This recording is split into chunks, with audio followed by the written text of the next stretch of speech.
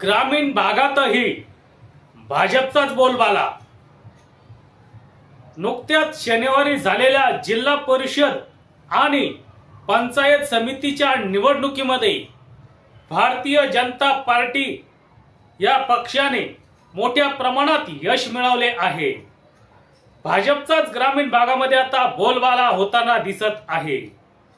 राज्यात 12 जिल्हा परिषद आणि 125 पंचायत समितीच्या निवडणुका शनिवारी पार पडल्या आणि त्याचा निकाल 9 फेब्रुवारी 2026 रोजी आला आहे।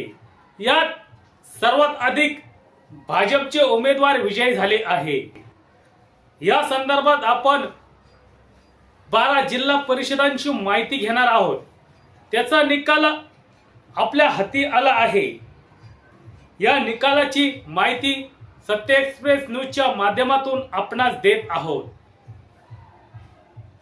राज्यामध्ये सध्या निवडणुकांचा जोरात चालू आहे। काही ठिकाणी मात्र प्रशासक राज देखील लागलेला आहे। त्यामुळे ग्रामीण भागातील नागरिकांना अनेक समस्यांना तोंड द्यावा लागत आहे। धाराशिव जिल्हा परिषदेवर महायुतीचा झेंडा फडकणार आहे। या ठिकाणी एकूण 55 जागा होत्या। 55 पैकी भाजपला 19 जागेवर विजय मिळाला आहे। शिंदेच्या शिवसेनेला 15 जागेवर विजय मिळवता आला आहे। राष्ट्रवादी अजित पवार गटाला 6 जागांवर विजय या ठिकाणी मिळाला आहे। शिवसेना उद्धव बाळासाहेब ठाकरे या शिवसेनेला 7 जागांवर विजय मिळाला आहे।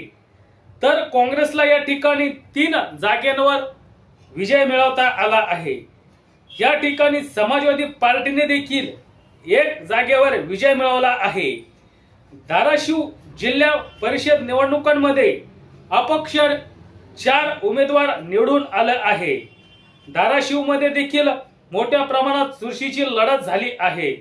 जिल्हा परिषद व पंचायत समिती निवडणुकीत महायुतीच्या घटक पक्षांनी दणदणीत विजय मिळवत या ठिकाणी विजय संपादन केला आहे।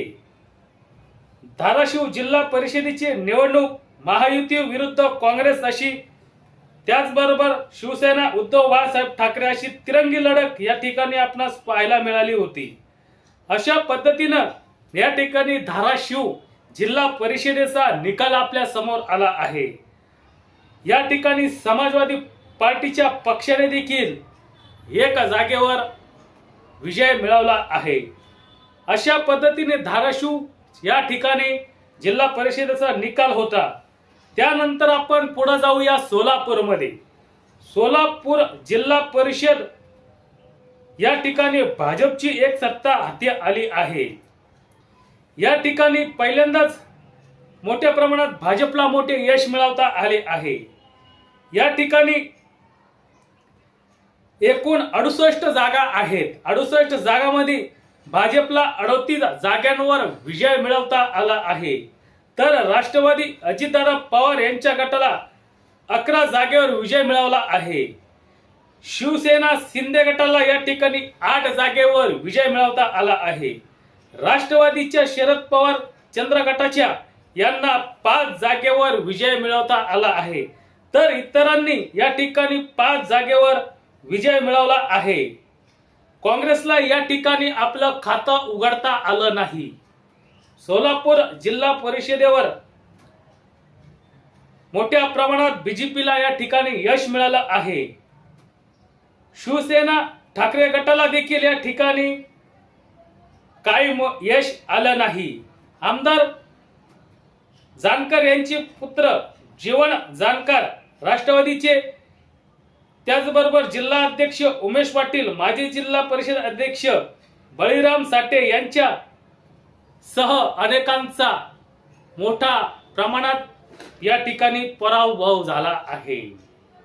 आमदार सचिन कल्याण शेट्टी यांची पत्नी शांभवी कल्याण शेट्टी व त्यांचे बंधू सागर कल्याण शेट्टी, आमदार उत्तम जानकर यांच्या पत्नी विमल जानकर, माजी आमदार राम सातपुते यांच्या पत्नी संस्कृती सातपुते यांचा मात्र या ठिकाणी दणदणीत विजय झाला आहे। अशा पद्धतीने सोलापूर जिल्हा परिषदेवर भाजपचीच सत्ता आपणास पाहायला मिळत आहे. त्यानंतर आपण वळूया सिंधुदुर्गात. सिंधुदुर्गात देखील महायुतीचं सरकार, महायुतीचीच सत्ता या ठिकाणी होणार आहे.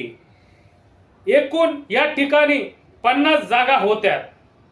50 पैकी 27 जागेवर भारतीय जनता पार्टीला यश मिळवता आलं आहे. त्यानंतर शिंदेच्या शिवसेना यांना 13 जागेवर उमेदवार विजयी झाले आहे. राष्ट्रवादी अजित पवार गट या ठिकाणी 0 जागा आहेत. काँग्रेसला देखील या ठिकाणी काही मिळालं नाही. शिवसेना उद्धव बाळासाहेब ठाकरे यांच्या पक्षाला 3 जागेवर विजय मिळवता आला आहे. तर इतरांना या ठिकाणी अपक्षांना 7 जागेवर या ठिकाणी विजय मिळवता आला आहे. अशा पद्धतीनं या ठिकाणी सिंधुदुर्ग जिल्हा परिषदेवर देखील भारतीय जनता पार्टीचंच सत्ता आपणास पाहावयास मिळत आहे. कोकणच्या राजकारणामध्ये सिंधुदुर्ग जिल्हा परिषद अत्यंत महत्वाचा भाग आहे.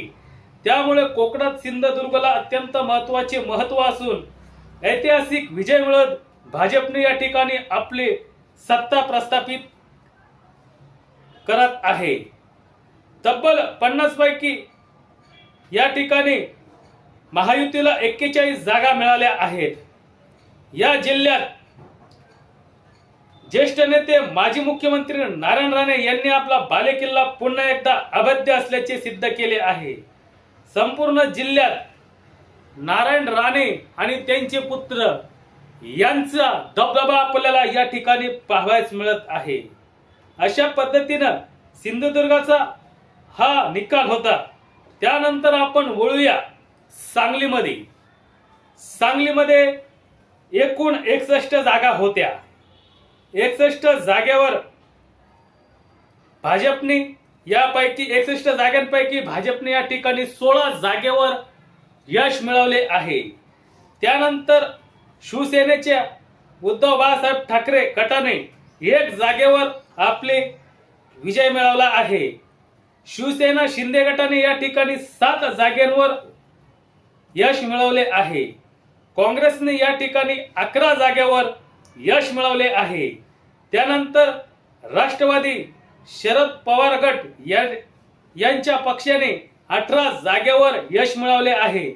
त्यानंतर जनसुराज्य पक्षाने देखील 1 जागेवर आपला विजय मिळवला आहे. रयत क्रांतीने देखील 1 जागेवर विजय मिळवला आहे. अशा पद्धतीने या ठिकाणी सांगलीमध्ये मात्र राष्ट्रवादीचं सत्ता या ठिकाणी प्रस्थापित होताना दिसत आहे. राष्ट्रवादी शरद पवार चंद्र गटाने या ठिकाणी सांगलीमध्ये जिल्हा परिषदेवर आपला झेंडा फडकावला आहे. त्यामुळे या ठिकाणी देखील अत्यंत चुरशीची लढत आपल्याला पाहावयास मिळाली आहे.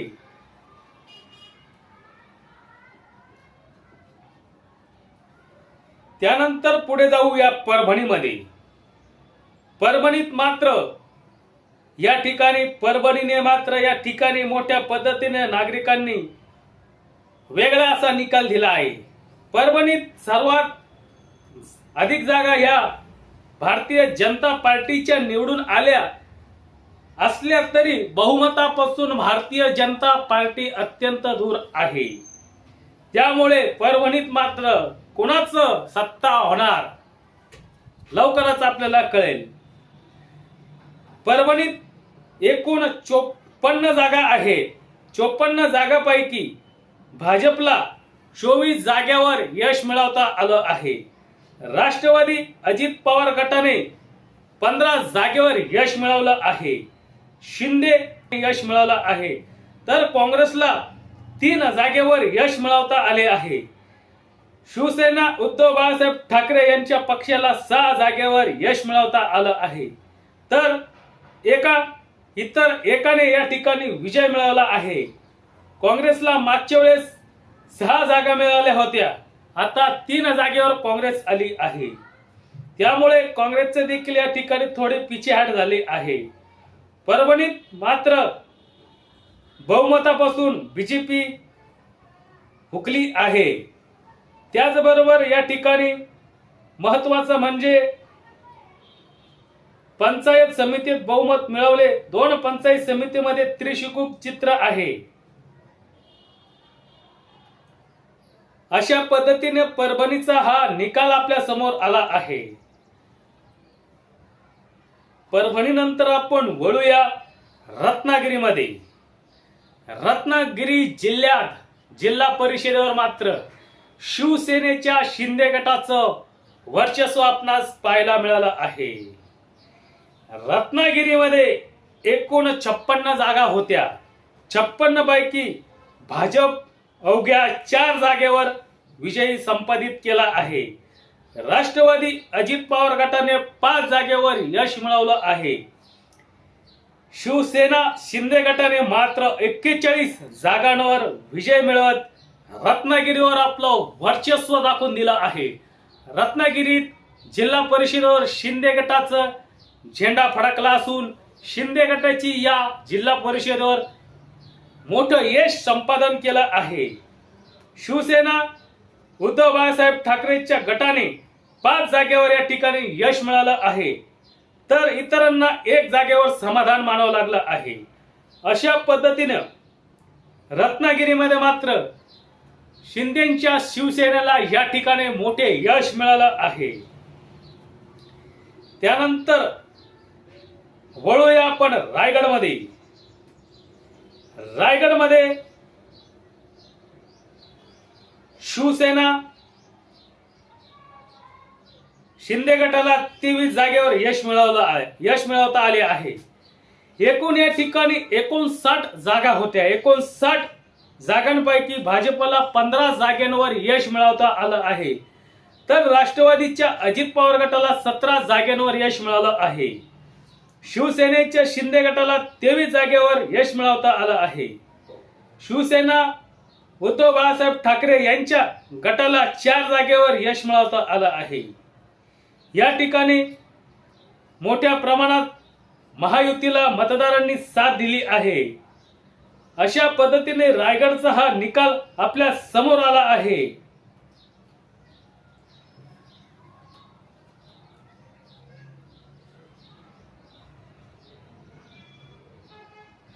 रायगड नंतर आपण पुढे जाऊया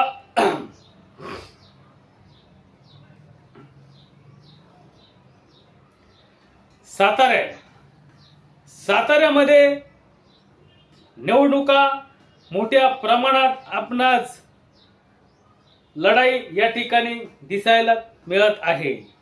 या ठिकाणी एकूण जागा 65 जागा होत्या. 65 जागांपैकी भाजपला 27 जागेवर यश मिळवता आलं आहे, तर राष्ट्रवादी अजित पवार गटाला 20 जागेवर समाधान मानावं लागलं आहे, तर शिंदेच्या शिवसेनेला 15 जागेवर विजय मिळवता आला आहे. काँग्रेसला मात्र 1 जागेवर यश मिळवता आलं आहे, तर इतर आणि अपक्ष यांना 2 जागांवर यश मिळालं आहे. अशा पद्धतीनं साताऱ्यात मात्र निकाल आपल्या समोर अशा पद्धतीनं आला आहे.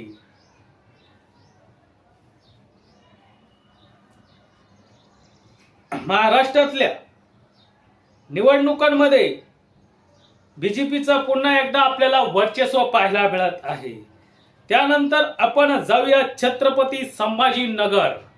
मराठवाड्याची आणबाण शान छत्रपती संभाजीनगर. संभाजीनगर येथे एकूण 63 जागा आहेत. 63 जागांपैकी भाजपला 23 आणि 1 पुरस्कृत अशा 24 जागांवर यश मिळवता आलं आहे, तर काँग्रेसला अवघ्या 1 जागेवर यश मिळालं आहे. त्यानंतर शिवसेना शिंदे गटाला 20 आणि 1 पुरस्कृत अशा 21 जागेवर यश मिळाले आहे, तर शिवसेना उद्धव बाळासाहेब ठाकरे यांच्या शिवसेनेला 9 जागेवर विजय मिळवला आहे. राष्ट्रवादी अजित पवार गटाला 4 जागेवर यश मिळालं आहे. राष्ट्रवादी शरद पवार गट यांना 1 जागेवर विजय मिळाला आहे, तर अपक्ष यांना 5 जागेवर यश मिळवता आला आहे.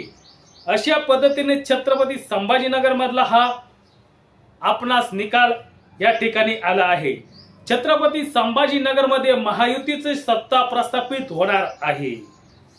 त्यानंतर आपण जाऊया लातूरामध्ये।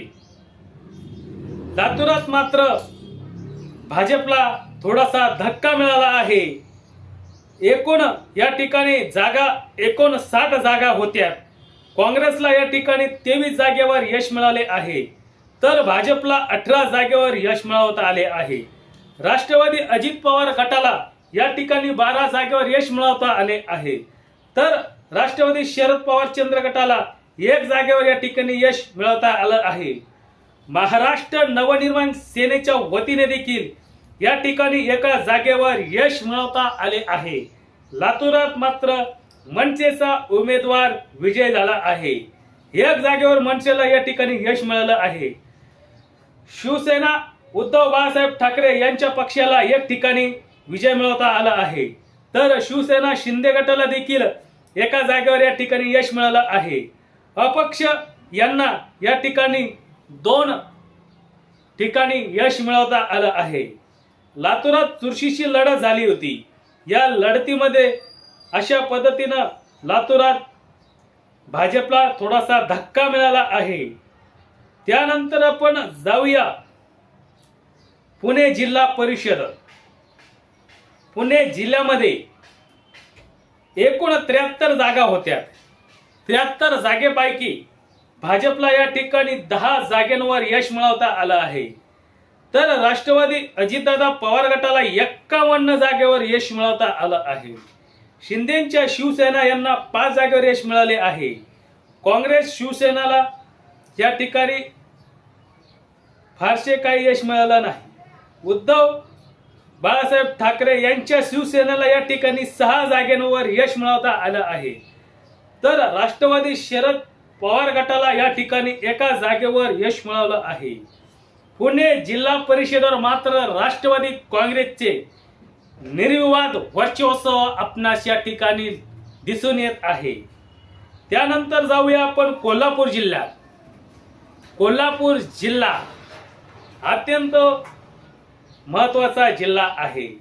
कोल्हापूर जिल्ह्यामध्ये माता महालक्ष्मीचं हे स्थान आहे, त्यामुळे कोल्हापूरला विशेष अशी ओळख आहे। कोल्हापूरला एकूण 68 जागा होत्या। 68 जागेपैकी 20 जागांवर राष्ट्रवादी अजितदादा पवार गटाला यश मिळवता आलं आहे, तर काँग्रेसला या ठिकाणी 14 जागेवर यश मिळालं आहे। भाजपला मात्र 12 जागांवर या ठिकाणी यश मिळवता आलं आहे। शिंदे शिवसेना गटाला या ठिकाणी 9 जागेवर यश मिळवता आलं आहे। जनसुराज्य पक्षाला या ठिकाणी 5 जागेवर यश मिळालं आहे। यड्रावकर शाहू आघाडी यांना 4 जागेवर यश मिळालं आहे। शिवसेना उद्धव बाळासाहेब ठाकरे यांना 1 जागेवर यश मिळवता आलं आहे। स्वाभिमानीला 1 जागेवर यश मिळवता आलं आहे। शिव शाहू आघाडी यांना 1 जागेवर यश मिळवता आलं आहे, तर अपक्ष यांना 1 जागेवर समाधान मानावं लागलं आहे। अशा पद्धतीने कोल्हापूरचा हा निकाल आपल्या समोर आला आहे। राष्ट्रवादी या ठिकाणी 20 जागेवर यश मिळवलं आहे। अशा पद्धतीनं महाराष्ट्र राज्यातील 12 जिल्हा परिषद निवडणुकीचा निकाल आपल्या समोर आला आहे।